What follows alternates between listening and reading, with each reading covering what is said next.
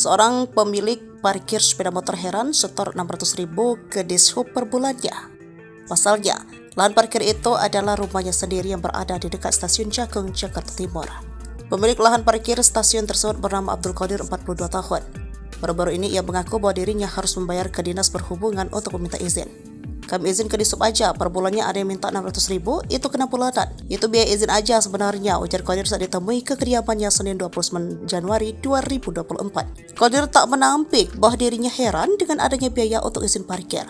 Sebab parkiran motor ia kelola berada di halaman rumahnya sendiri.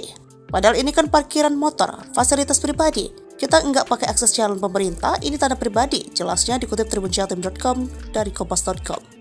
Adapun Qadir membuka jasa parkir motor untuk para pengguna kereta api yang naik ke stasiun Cakung. Setiap harinya, warga asli Betawi itu mendapat penghasilan tidak kurang dari 1 juta dari 150 motor yang terparkir di rumahnya.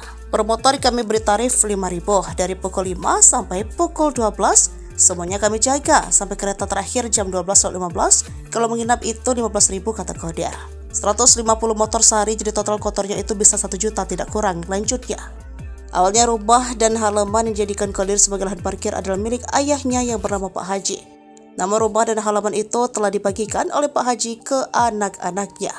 Jadi ide rumah bapak dulu dibagi per anak 1 petak atau kontrakan. Tapi karena sudah pada nikah, keluar ada yang tinggal Cibinong. Jadi ini tinggal saya kelola, ujarnya. Qadir memastikan jasa parkir di lahan miliknya aman dan tak pernah terjadi kehilangan. Setiap harinya ia dibantu oleh seorang asisten yang bertugas untuk menjaga motor pergiliran.